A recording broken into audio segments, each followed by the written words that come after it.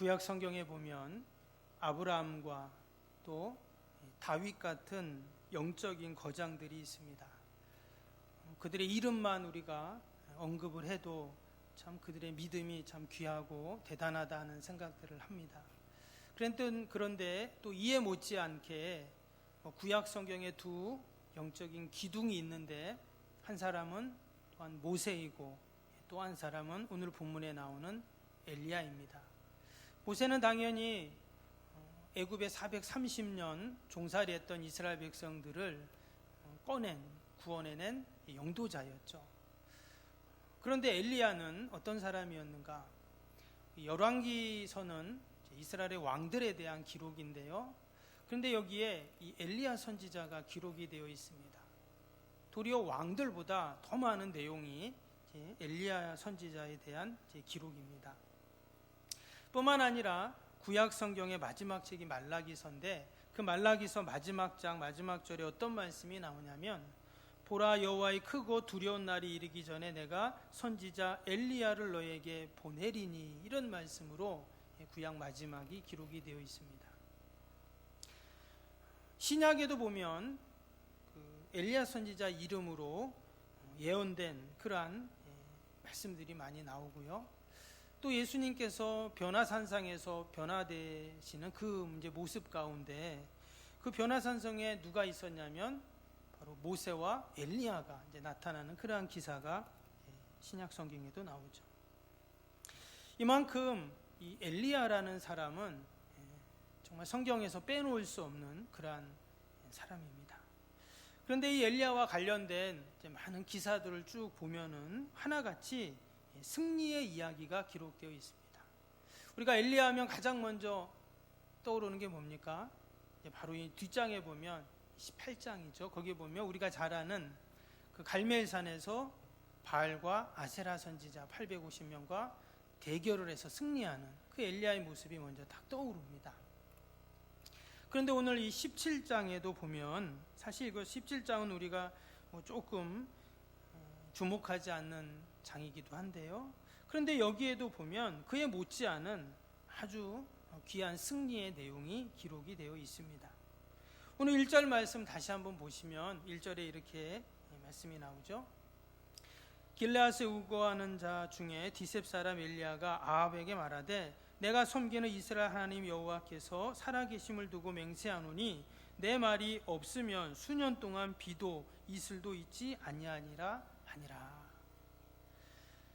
구약의 선지자들의 역할은 뭐였냐면 하나님의 말씀을 대언하는 자들이었죠. 또 하나님의 말씀을 가르치는 그러한 일도 했는데, 그리고 또 한 가지가 있는데 뭐냐면 백성들을 축복하는 그런 일을 선지자들이 합니다. 근데 오늘 1절 말씀 읽은 것처럼 1절 내용이 어떤 내용입니까? 축복은커녕 저주와 심판의 메시지를 전하고 있죠. 이렇게 말합니다. 내 말이 없으면 수년 동안 비도 이슬도 있지 않을 것이다, 이런 말을 했습니다. 근데 이 말이 왜 그 저주와 같은 날이냐면, 여러분 이스라엘은 비가 많이 안 오는 나라죠. 1년 강수량이 100mm, 200mm도 안 됩니다. 그리고 우리나라는 어때요? 여름에 한번 장마철 때 한번 비가 오면 하루에도 100mm, 200mm가 오는데, 이스라엘은 1년 내내 100mm, 200mm가 안 오는 그런 나라입니다. 그것도 저 북쪽 지역에나 이렇게 오지 아래쪽은 거의 비가 안 옵니다. 그래서 광야나 사막 같은 것이 있잖아요. 근데 그런 나라에 수년 동안 비도 이슬도 있지 않을 거다, 이런 말을 하는 거예요. 당연히 이 말은 축복과 은혜가 아니라 심판과 저주의 말과 그런 같은 말입니다. 그럼 왜 선지자가 이런 이야기를 했을까요? 당연히 이것은 선지자 개인이 자기의 자의에 의해서 하는 말은 아니죠. 하나님의 말씀을 대언하는 자였기 때문에. 그래서 우리가 읽지는 안 했지만 14절에 보면 그런 말씀이 나옵니다. 제가 읽어드리면, 이스라엘 하나님 여호와의 말씀이 나 여호와가 비를 지면에 내리는 날까지 그 통에 가루가 떨어지지 아니하고 그 병에 기름이 없어지지 아니하리라 하셨느니라. 나중에 사르밧이라는 지역에 가서 한 과부의 집에 들어가서 거기서 이제 음식을 먹는 근데 그때 이제 엘리야가 하는 말입니다. 그래서 지금 이 말은 자기가 한 말이 아니라 하나님께서 하신 말씀이었어요. 이 땅에 수년 동안 비도 이슬도 없다. 그럼 왜 하나님이 엘리야에게 이런 말을 하게 하셨는가? 그것은 바로 이스라엘의 당시의 상황 때문에 그랬습니다. 솔로몬 이후에 이스라엘 두 나라로 갈라지게 되잖아요. 근데 남쪽 유다는 그 다윗의 혈통을 통해 계속 이어지게 되지만 북쪽은 어떻습니까? 계속 왕조가 바뀝니다. 그래서 오늘 말씀에 이제 아합 왕이 나오는데 솔로몬 이후에 아합 왕까지 한 60년 정도 되는데 그동안 7개의 왕조가 바뀌게 됩니다. 그래서 아합 이후에 그의 아들이었던 나답이 이제 왕이 되지만 그 여로보암 다음에 나답이 이제 왕이 되지만 그 위에 바하사, 엘라, 또 시므리, 오므리 아합 왕이 될 때까지 7번의 왕조가 바뀝니다. 이게 무슨 말일까요? 그만큼 나라가 혼란스럽고 또한 어지러웠다는 것을 이야기합니다. 그래서 이것은 근데 단순히 겉으로 보이는 혼란이 아니라 영적인 혼란이었죠. 끊임없이 북쪽 이스라엘은 우상숭배를 했습니다. 온통 온 나라가 어둠의 영으로 덮여진 것이죠. 바로 그때 이 엘리야 선지자가 나타났습니다.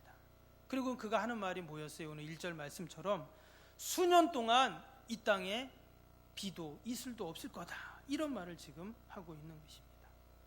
당연히 농사를 지을 수도 없고 짐승을 키울 수도 없고 뭐 사람들도 물이 없으니까 결국은 다 죽게 되는 것이죠. 즉 하나님의 심판의 때가 되었다, 이런 말을 하고 있는 것입니다. 여러분, 이 말을 들었던 당시 왕 아합은 어땠을까요? 당연히 이 엘리야를 가만두지 않겠죠. 당시에도 수많은 선지자들이 있었고 또 바알과 아세라 선지자들이 있었습니다. 근데 그들은 어떤 말을 했냐? 왕이 듣기 좋은 말을 했어요. 그러나 엘리야는 그렇지 않았습니다.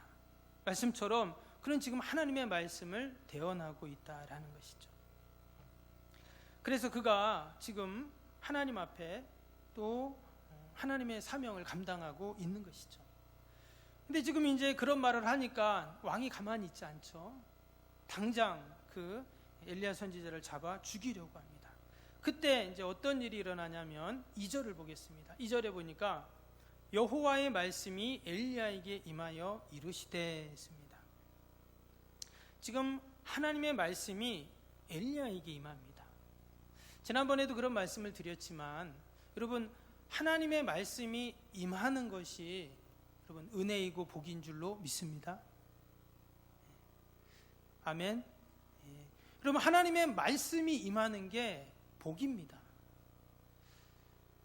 우리가 올해 하나님의 말씀의 역사를 경험하는 해가 되기를 기도하고 또 우리가 한 해를 달려왔는데 여러분, 하나님의 말씀의 역사를 경험하셨는 줄로 믿습니다. 근데 하나님의 말씀을 경험하기 위해서는 하나님의 말씀이 나에게 임해야 됩니다. 이 밤에도 하나님의 말씀이 저와 여러분들에게 임할 줄로 믿습니다. 말씀이 임해야 거기 역사가 있고 능력이 나타나고 승리가 있는 것이죠. 지금 하나님의 말씀이 엘리야에게 임했습니다. 그럼 이제 어떤 일이 일어날까요? 하나님의 말씀의 역사가 나타나죠. 승리의 역사가 일어나는 것입니다.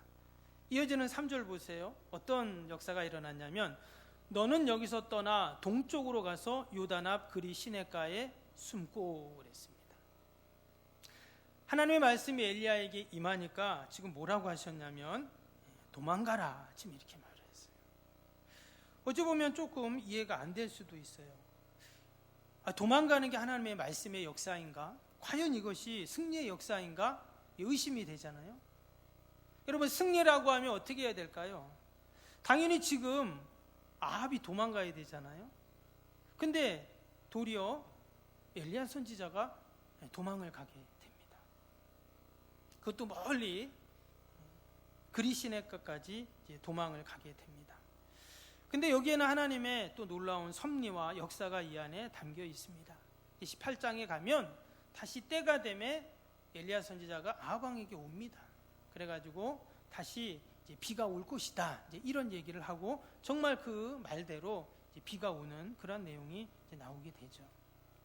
근데 지금 왜 하나님께서 이 엘리야에게 멀리 저기 그리시네가 가서 거기 가서 숨어라, 도망가라, 지금 왜 이렇게 지금 말을 하고 있는가 하는 것이죠. 이어지는 3절 4절 다시 한번 보시면, 너는 여기서 떠나 동쪽으로 가서 요단 앞 그리시네까지 숨고 그 시냇물을 마시라. 내가 까마귀들에게 명령하여 거기서 너를 먹이게 하리라. 여기 하나님께서 뭐라고 하셨냐면, 당연히 지금 뭐 왕이 죽이려고 하니까 도망을 가야 되죠. 근데 그냥 도망가게 해서 끝나는 것이 아니라 뭐라고 하셨냐면, 너는 거기에 가서 시냇물을 마시고 또 까마귀들이, 하나님이 까마귀를 명령하셔서 먹을 것을 주시겠다는 거예요. 여러분, 이것이 하나님의 은혜이고 승리의 역사인 줄로 믿습니다. 지금 하나님께서 엘리야를 어떻게 하십니까? 엘리야를 먹이시죠. 엘리야를 살리십니다. 그것도 한낱 미물인 까마귀를 통해서 지금 먹을 것을 그에게 갖다 주신다. 떡과 고기를 갖다 주신다고, 그것도 아침 저녁으로 갖다 주신다고 이제 그렇게 말씀을 합니다. 어찌 보면 지금 엘리야는 아합을 도망간 것이지만 사실 엘리야는 그리시네가라는 마치 별장에 가 있는 것입니다. 지금 온 땅에 이제 비가 안 온다고 했잖아요. 그럼 어때요? 먹을 물이 없는데 하나님께서 물이 있는 곳으로 보내신 거예요. 그리시네가니까 거기는 계속 물이 흐르겠죠. 또 까마귀를 통해서 먹을 것을 계속 하나님이 공급해 주신다는 겁니다. 온 땅에 비도 없고 이슬도 없고 죽음의 소리로 가득할 텐데, 그런데 하나님의 말씀대로 그가 행하니까, 하나님의 말씀이 임하니까 이렇게 살아나는 여러분 역사가 있는 줄로 믿습니다. 할렐루야. 온 세상이 다 죽음의 소리로 가득해도 지금 엘리야는 어때요? 시냇물 소리를 들으며 또 까마귀가 먹을 것을 갖다 주는 소리를 들으며 그 생명의 소리를 들으며 걱정 없이 그는 살고 있다라는 것입니다. 여러분, 이것이 바로 말씀의 역사이고 하나님의 말씀이 임할 때 우리에게 일어나는 승리의 일들인 줄로 믿습니다. 그래서 우리는 이 밤에도 뭘 기도해야 될까요? 하나님, 내가 지금 이 어려움 가운데, 이 영적인 대결 가운데 승리하게 해주십시오. 뭐 이런 기도를 할 수도 있지만, 엘리야처럼 하나님의 말씀이 나에게 임하게 하여 주옵소서. 하나님의 말씀의 역사가 나를 통해 나타나게 하옵소서. 여러분, 이렇게 기도할 때 여러분 우리에게도 그러한 생명의 역사, 승리의 역사가 분명히 있을 줄로 믿습니다. 그래서 지금 엘리야는 모두 죽겠다고 난리치는 그때 그는 사는 삶을 살고 있어요. 이게 바로 승리의 역사이죠. 근데 여기서 말씀이 참 끝나면 좋은데, 여러분 이어지는 말씀에 보니까 7절을 보세요. 7절에 보니까 뭐라고 나옵니까? 땅에 비가 내리지 아니하므로 얼마 후에 그 시내가 마르니라. 아까 비가 안 온다 했잖아요. 예. 그러니까 비가 안 오니까 어떻게 돼요? 당연히 그리시네가도 말라버린 거예요. 그러면 여기서 엘리야는 어떻게 해야 될까요? 먹을 물이 없으니까 당연히 그도 낙심하고 또 불평하고 절망할 수 있겠죠. 아니, 하나님께서 그러면 계속 샘 솟는 그런 샘물이 있는 곳으로 나를 처음부터 인도하셔서 물이 마르지도 않고 늘 풍성한 마치 폭포수처럼 쏟아지는 그런 곳으로 나를 인도하시면 참 좋은데, 결국 내가 마실 물도 다 말라버렸네, 먹을 것이 없네, 이렇게 우리는 생각할 수가 있잖아요. 그런데 하나님께서 엘리야를 그곳으로 인도하신 이유가 있었습니다. 거기 하나님의 놀라운 또 승리의 역사가 있는데요. 당연히 그리시네가에 물이 넘치고 풍성한 물이 있었습니다. 또 아침 저녁으로 까마귀가 계속 먹을 것을 갖다 주었습니다. 근데 여러분, 만약에 영원히 그 물이 마르지 않고 영원히 까마귀가 몇 년 사는지는 모르겠지만 까마귀가 죽어서 또 그 새끼 까마귀가 또 먹을 것을 갖다 주고, 또 그 까마귀가 죽어서 또 새끼 까마귀가 갖다 주고 한다면, 여러분 엘리야 마음에 어떤 마음이 생길까요?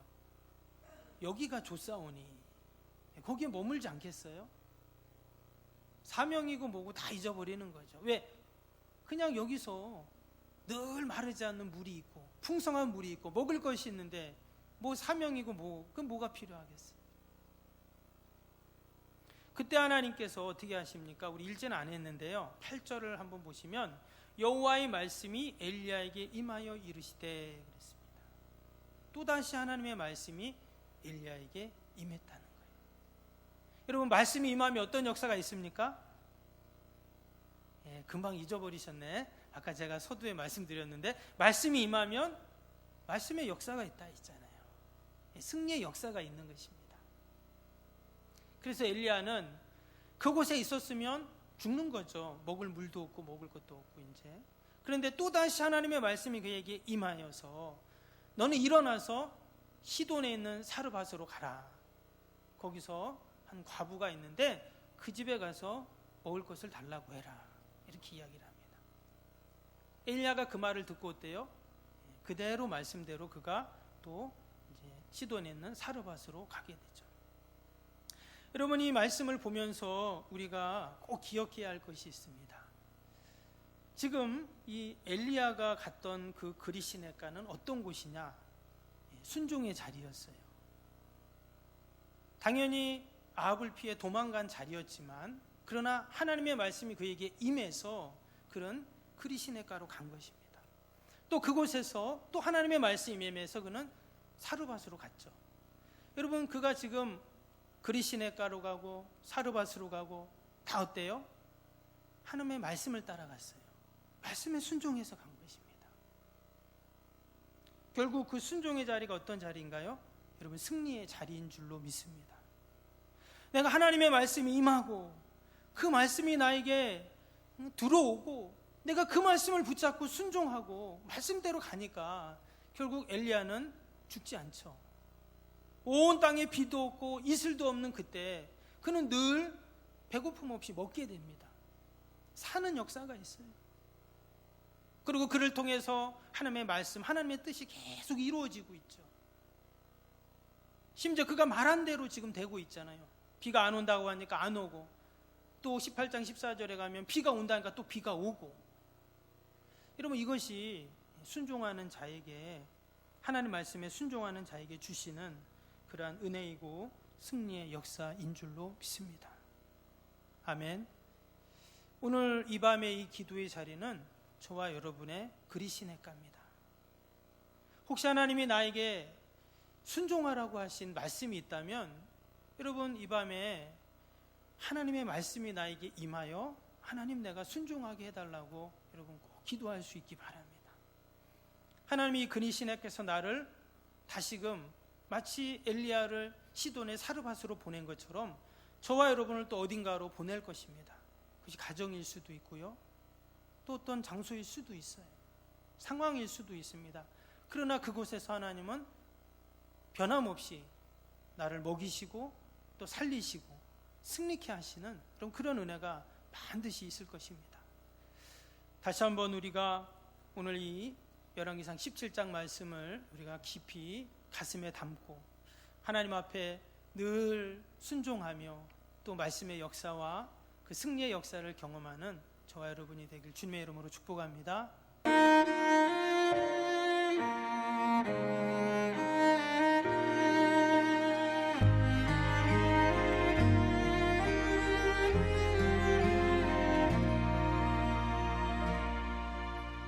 나는 하나님을 예배하는 예배자입니다.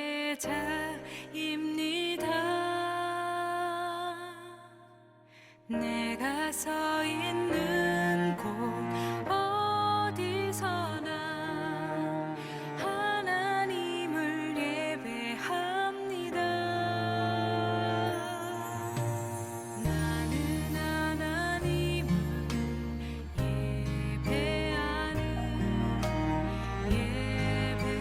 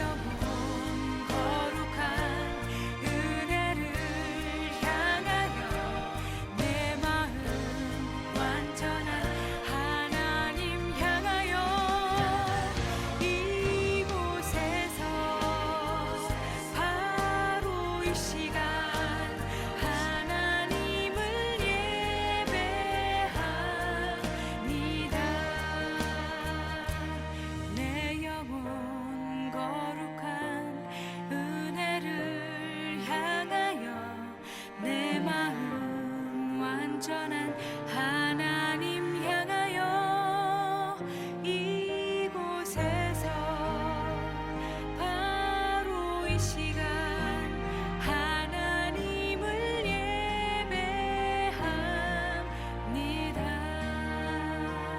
이곳에서 바로 이 시간